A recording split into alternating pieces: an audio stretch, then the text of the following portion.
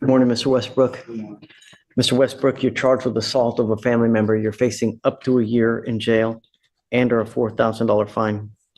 We are going to do probable cause. You have the right to remain silent. Anything you say can or will be used against you. You have the right to have an attorney present. If you cannot afford one, one will be appointed to you, sir. Yes, Judge. On November 10th, 2024, the officer was dispatched to a residence in Harris County, Texas.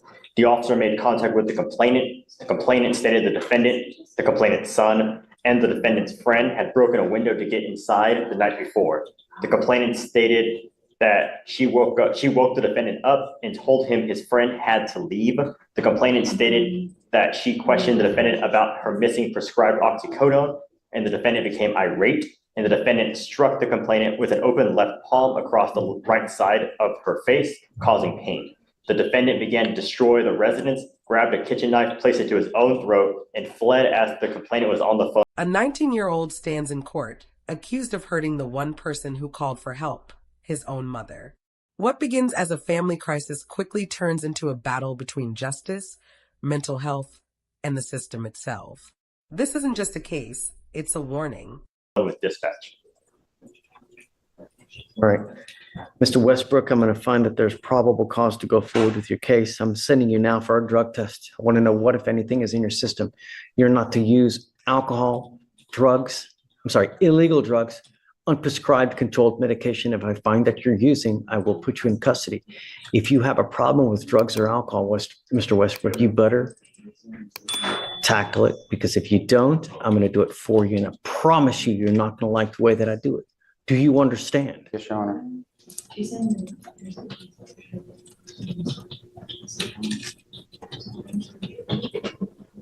It's now, 12:10. All my lawyers are gone and I need to get the results back, but it's not going to be. So we need to roll this case to either, tomorrow, Friday, come back and we can finish what we're doing. Now it's just too late for us to get the results and finish everything up. I'll let you pick whatever day you want to come back, but we have to come back and finish.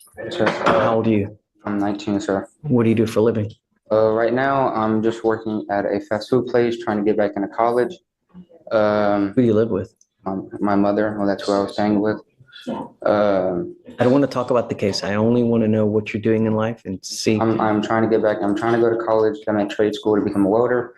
That would be fantastic. I tell you what, there's no better way to make a killing than getting a trade like that. It's a great idea, Sure. right? Unless you want to go the school route, either way, but you got to do something, because now is the time that you build your life, not at 46, at 48 to try to say, well, you know what, I'm going to go to college now. Most people have their careers by then. Sure. All right. So, we're going to send you for a test now. We'll have you come back and then, we don't.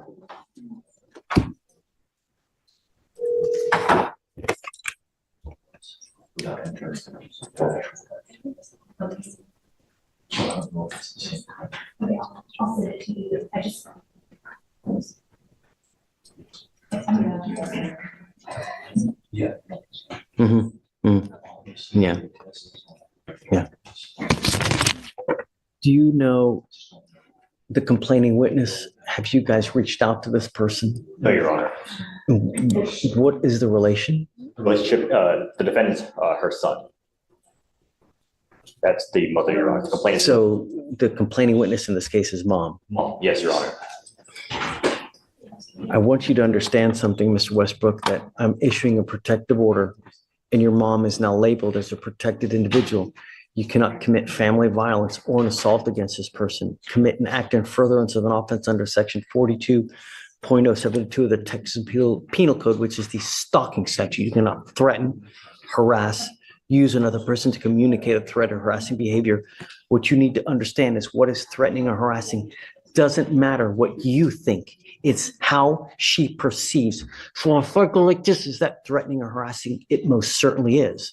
And it can land you back into jail if you threaten or harass your mother. Do you understand? Is she here now? I want to send her right now. So what we'll do is, guys, this is Westbrook.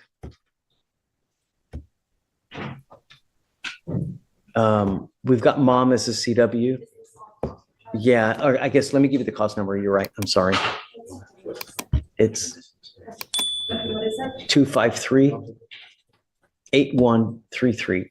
My concern is that when we have these cases and no one has spoken to the complaining witness, I order no contact. How are we going to do that here? Let me see, 35. I can step out and try to contact her. Yeah, do you mind? Let's see if we No, I don't can, mind. please. All right, so let me impart to you one more thing, Mr. Westbrook. You got out of jail because we gave you a free bond. When we revoke bonds, we normally set them in around 5, maybe 10,000, maybe 15, depending on what happened. If you don't have anyone to pony up that kind of money, you will be stuck in custody until these cases are over with.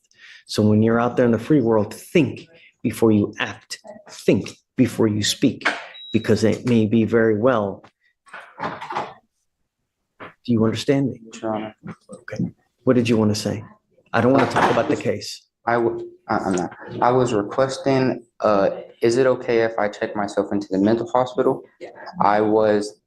It's not above the case, but that's where I was supposed to go. My mother had called my shrink, and she told my mother to call the police to take me to the Cypress Creek Hospital, and they told me they were taking me there. How did you get here today? Your mom didn't take you? Um, How'd you get here?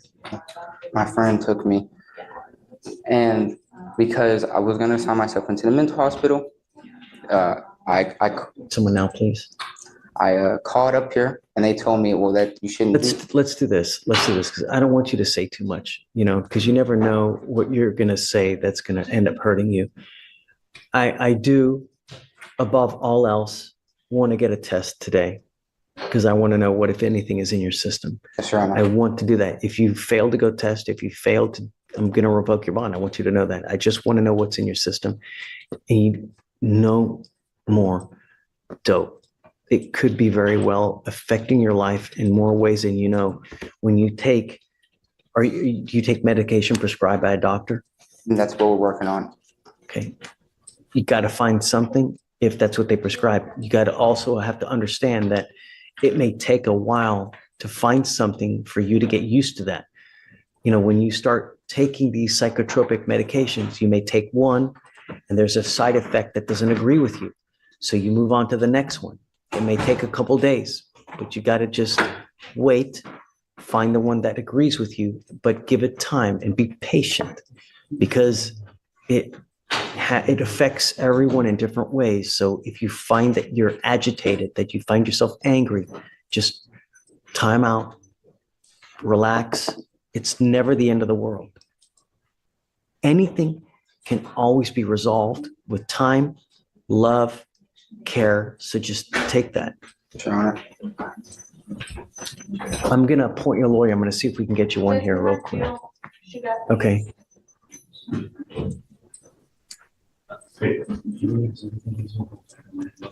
Jillian, this is Mr. Westbrook. We're going to have him just sign conditions. We'll send him for a test now. They're reaching out to mom. Mom's a complaining witness. He's thinking about checking into a hospital. If you feel that that's something that you like to do, great. That's a good thing. Just want to get help. It's anytime you try to help yourself like that, that's great. And I'm proud of you for doing it, because not many people realize that, hey, I may need this kind of help. And we're support you. Anything you need, we're there to help. I can't give you a ride, but do you have a ride here now? Yes, sir. Okay.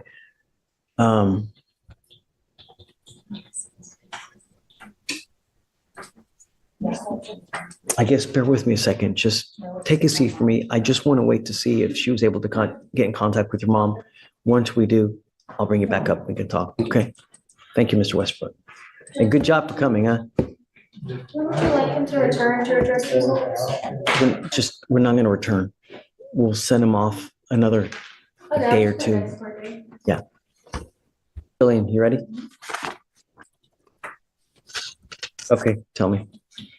So I just spoke to the complaining. You got a hold of her? Yes, I got a hold Yay. of her. She's his mother. She is she was extremely distraught on the phone. She said that the defendant is mentally disabled, he has a lot of conditions, and he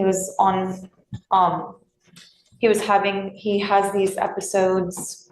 I didn't get quite a great understanding of what episodes is, but she had called his therapist or his psychiatrist, and the shrink instructed the complaining witness to get him transported to Cypress Creek Hospital Okay. because he was making harm, like threats of harm to himself. And so this complainant called the police in order to try to get their help in transporting him to the hospital because she couldn't get a handle of it. So she says it was never an assault in progress call and not one that she intended to make. She said when the police asked if the defendant was hurting her, she said no. So she is very distraught as to why this was filed. Did an assault occur?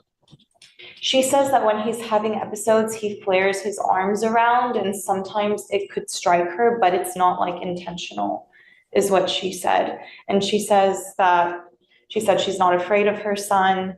She is upset that this happened when they were supposed to help him. She was just very distraught, Judge.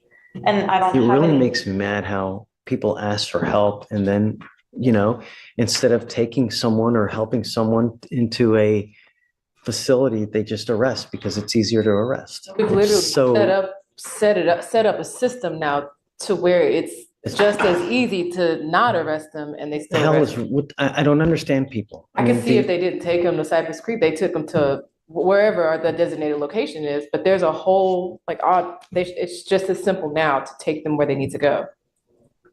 No, I agree, Judge. I don't need know. to start holding people accountable. Yeah. Yeah, she's very distraught and she So, said that he's on the way to. Did an assault occur? She says no. She said no assault occurred. Is there evidence that an assault occurred? Judge, this was just. Right, because we know a lot of people recant, but do you have any evidence that one occurred? I don't have anything right now, Judge. It was only filed 3 days ago. It wasn't even set for arraignment until, it was set, yeah. It's not even set until the 18th for arraignment, so I really don't have anything besides the offense report right now. So I can't look at body cam and see if she made any statements on scene. All I have is this read. Will you read to me the DIMS again, I guess? You want me to read the DIMS, Judge? Yeah, or Yes. whatever you got to detail. I have the case jacket. Do it, Okay.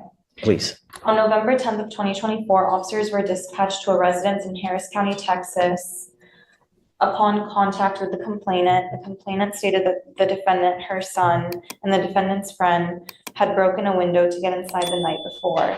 The complainant stated she woke defendant up and told him his friend had to leave. The complainant stated that she questioned the defendant about her missing prescribed oxycodone, and the defendant became irate, and the defendant struck the complainant with an open left palm across the right side of her face, causing Okay, pain. all right, so mom says that this happened? This is, yeah, according to the DIMS, but she told me something completely different on the phone. Michael, what do you think?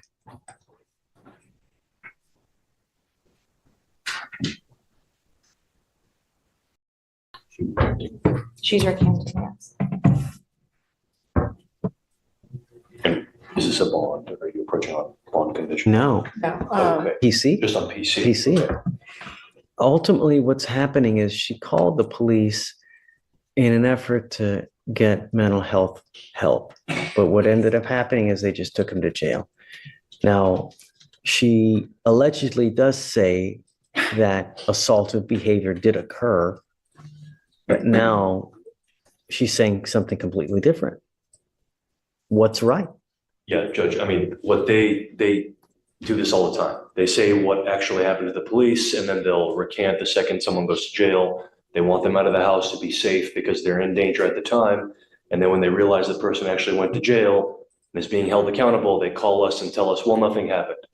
I think at this point, I mean, I know that. time to watch the body cam and listen to the 911. But I think what she said at the scene is what we need to go off of based on PC.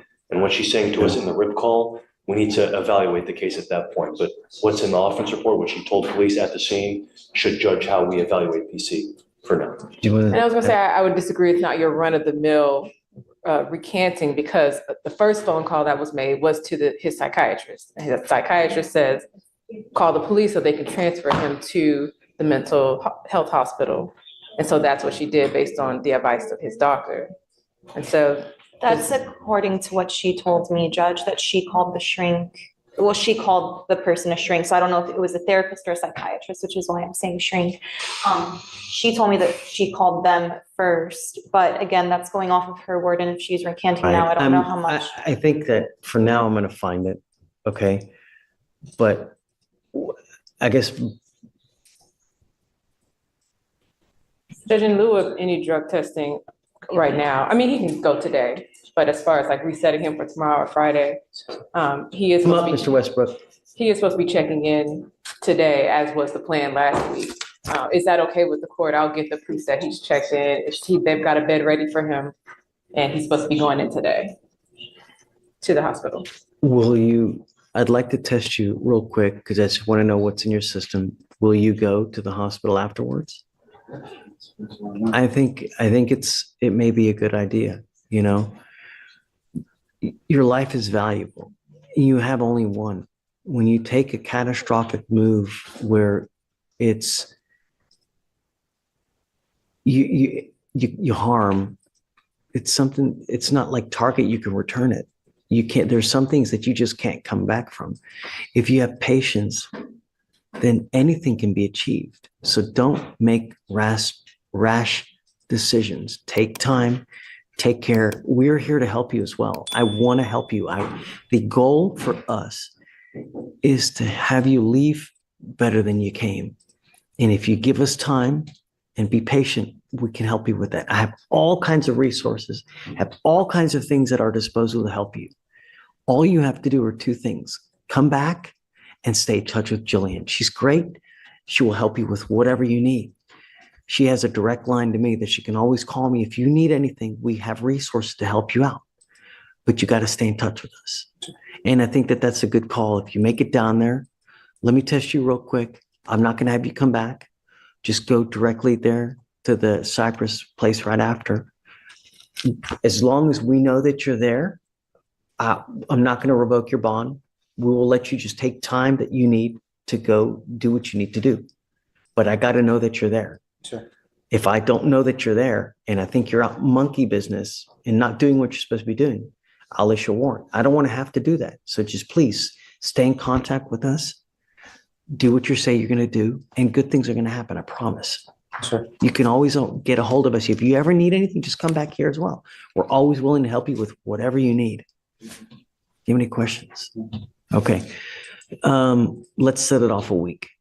I don't want to do a long one just to make sure that we stay kind of close with Mr. Westbrook. You know, she'll give you her number so that you can always get a hold of her. Okay. All right. But we'll also take care of costs. You won't have to pay for anything. So don't worry about the money. All you got to do is show up and stay in touch with Jillian. Sure. All right. So, quick question. When I do get out of the hospital, just to let her know that I am getting out the hospital, correct? So what happens is usually when you check in, we'll get a rough kind of figure for how long you'll be there. I don't know. It could be a day, it could be 2 days. The idea is to get you as the best way you can. And it may take a day or two, it may take a week. I don't know, but stick with it. Yes, sir. You know, take your time. Rome wasn't built in a day, as the saying goes. It takes time. And if you've got the patience, you got the love, you got the want, anything can happen, you know, here soon. And I also have resources to get you on track to help you with welding if you want it. I know people and I'll help you out with it. If you help me with yourself, I will help you with the job aspect afterwards. I promise. Sure. You know? Okay? Sure. All right, Mr. Westbrook. Best of luck to you, okay? We'll see you soon. Yeah. All right. Thanks, Jill. This case shows how fast a cry for help can become a criminal charge. Mental health, family conflict, and the law collide. And one wrong move changes everything. In court, intentions don't always matter, evidence does.